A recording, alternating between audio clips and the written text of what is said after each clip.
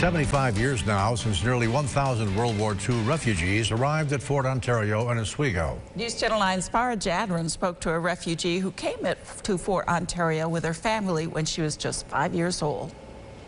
A place of peace just off the lake.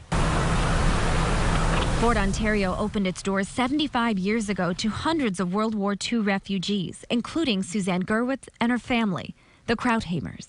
Running from the Nazis, her family spent nights in churches in France, used fake names, and hid their Jewish faith before crossing the Alps with hope in their hearts. He found out that there was a ship going to the United States, and he tried to get us in, which we did. And I understand that they wanted a family intact.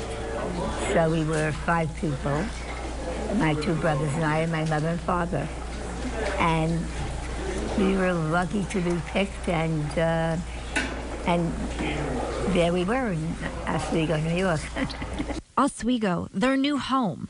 Now unhidden faith traditions could carry on.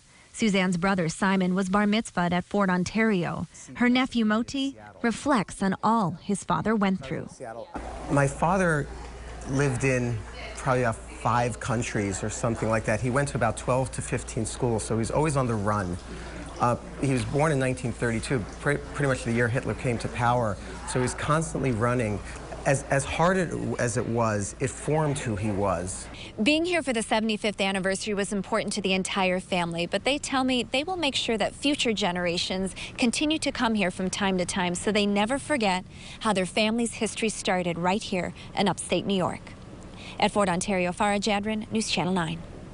Certainly so much history for those folks who arrived at Fort Ontario back in the end of World War II. And Rod, so important to remember.